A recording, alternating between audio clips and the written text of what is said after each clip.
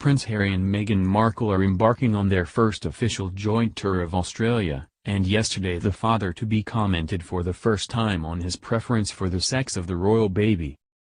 During the cycling race yesterday, a well-wisher shouted to Prince Harry, "Congratulations, I hope it's a girl."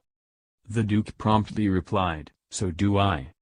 It the first time the 34-year-old has opened up about his preference for the sex of his future child, but he previously told fans he and Meghan couldn't think of a better place to announce the upcoming baby, whether it's a boy or a girl.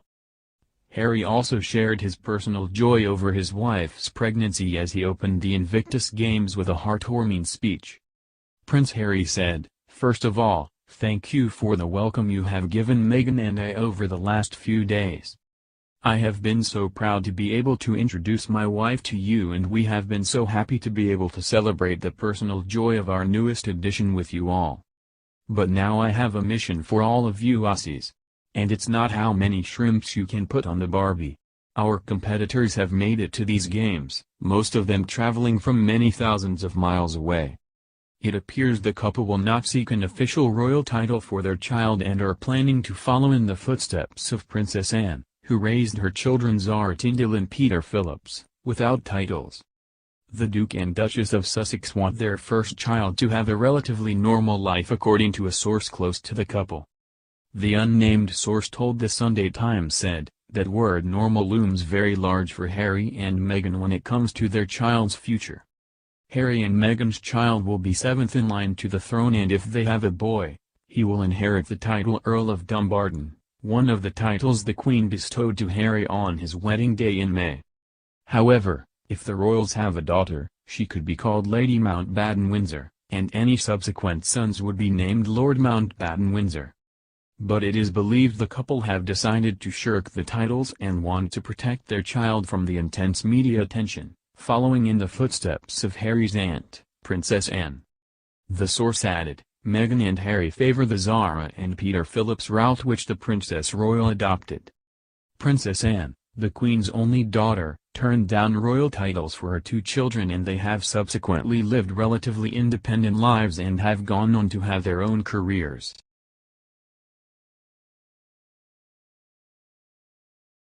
Prince Harry and Meghan Markle are expecting their first child, revealing the news just 5 months after their wedding in May. But what did the Queen give Harry just hours before the announcement was made public? Meghan Markle is pregnant, having released the news to the public early this week while on tour in Australia. Meghan and Harry revealed the next royal baby is on the way, destined for delivery in spring 2019. The royal baby was announced to the public via Kensington Palace on Monday to public celebration. Meghan and Harry revealed the news to other members of the royal family earlier the previous week, however. And Prince William and Kate, the Queen and Prince Philip, and his father Prince Charles were able to congratulate the happy couple at the wedding of Princess Eugenie and Jack Brooksbank. Before announcing it to the rest of the family, Harry first told his grandmother, the Queen. Her response to the news was to provide Harry with a treasured position at her side. Prince Harry has been named personal aide-de-camp by the Queen, which bestows some big responsibilities on the prince. The official announcement came from the court circular, which read, "The Queen has been pleased to appoint the Duke of Sussex as a personal aide-de-camp to Her Majesty with effect from 13th of October, 2018. The personal aide-de-camp position is awarded by the Queen as an official military role. Only people who have served in the military as a senior officer can take the role. And the position is normally awarded to royal family members. Primarily an honorific position, as aide-de-camp Harry will be a representative for the Queen at certain events, including the state opening of Parliament. There are certain ways of dressing for the role when performing these duties, which for Harry will be wearing a golden aiguillette, braided rope, set over the right shoulder and chest of a military uniform. The rope is distinguishing for that role only. Those taking on the position will be permitted to use post-nominal letters after their name, as one might with a degree or certain accreditation, of ADC, P. Despite the announcement only being recent, people are already theorizing on future names. At the moment Harriet is trending according to bookmakers Ladbrokes. Harry's discussion about possible names while on tour in Australia prompted a flurry of bets forcing odd slashes from 66-1 to just 33-1. Alex Apathy of Ladbrokes said, "Royal punters will look for any giveaways over the next few months, and Harry's recent comments suggest his firstborn might just share a similar name with the prince himself."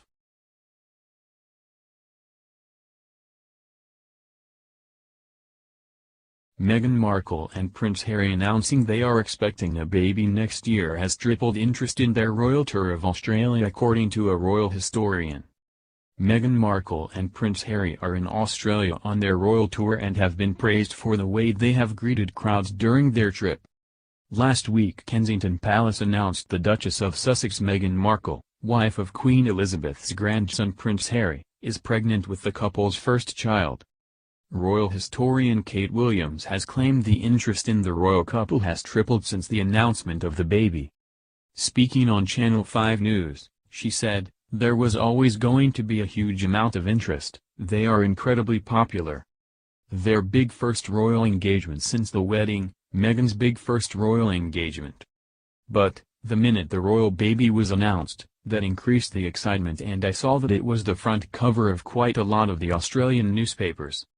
She added, "I do think it has now tripled the interest and there is interest worldwide as well. Clearly it has gone incredibly well because Harry and Meghan are winning people over. It is an arduous thing, a royal tour. I do follow them and I understand yesterday Meghan couldn't sleep, she has jet lag, she's pregnant, it's an exhausting schedule. She said she was up at 4:30 am doing yoga because she couldn't sleep. It's tough work and it is impressive they are doing such a great job of keeping going and smiling and really being great ambassadors for the country."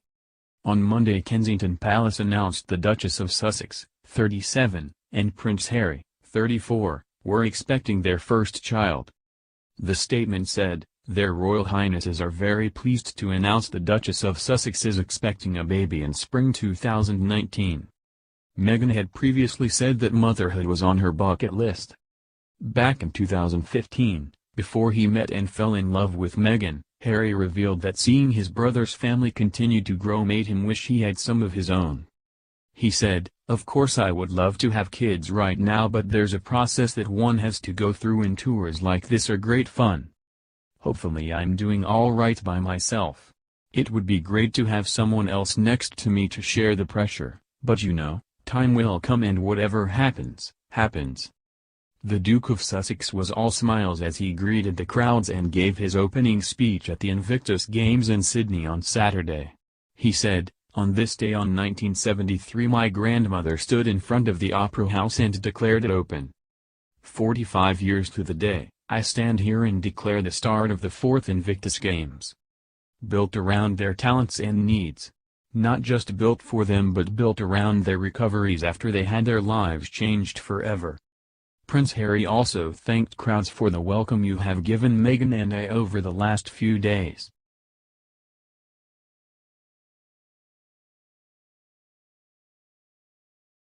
Today, Meghan Markle and Prince Harry made an appearance at the Coach Core Awards at Loughborough University, and on top of looking as great as always, Meghan was sporting something completely new. Her hair, which she usually wears curly or in a bun, was pinned straight, with, it looks like, some V-fresh layers. Take a look. "Because I am a journalist and I care about these things, I combed through 60+ pages of the latest pictures of Meghan and found she hasn't worn her hair like this since at least before her wedding to Prince Harry. This is her usual style." You may be thinking, what's the big deal about this? So the girl changed her hair. But, there's something important to note here. When Kate Middleton announced her third pregnancy, one reporter noticed a very subtle pattern. And the internet latched on, using pictures as evidence. Here's Kate about 2 months before her most recent pregnancy reveal, looking totally normal. Taking it back a little further, here she was in the summer of 2014, 2 months before the news of baby Charlotte was announced. Totally normal hair. The signature style. But here's a photo of her just 1 month before the Charlotte news hit, and media pointed out that she was embracing her roots more than ever. I mean, it's possible she just skipped a colorist appointment and this was totally unintentional, but it could still be part of a pattern. Here's the most compelling evidence of all. 1 month before the Prince George news, Kate was wearing her perfectly blown-out brown curls as per usual. But then, only a week or two before they announced the pregnancy, she shocked the world by getting bangs. Bangs are not subtle. People were so preoccupied that the announcement of Prince George's existence on December 3rd was a slight shock to the masses. Technically this is all just a fun internet theory and no one from the palace has confirmed this in regards to Kate or Meghan. It's possible it's a totally coincidental trend. So, Meghan is not pregnant yet, but the haircut and style change is definitely going to keep the internet busy for the foreseeable future. Wow.